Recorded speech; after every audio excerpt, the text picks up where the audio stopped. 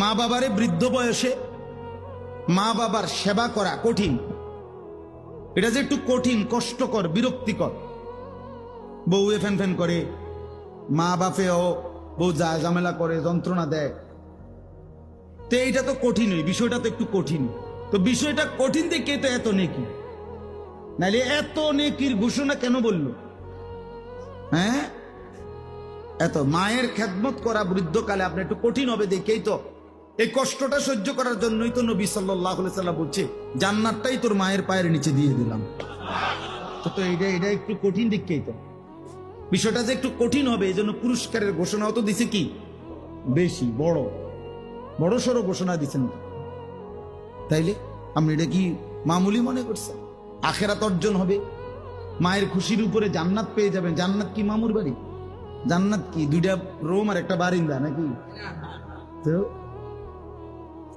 মসজিদে 4টা ফ্যান দিয়ে আপনি বেহেশতে যাবেন গা? বাহ বাহ, আমরা দেশের অনেক মানুষই যদি এটা মনে করে না, 4টা সিলিং ফ্যান দিছে, বেহেশত তো উনি যাবে, বেহেশত লোক কই?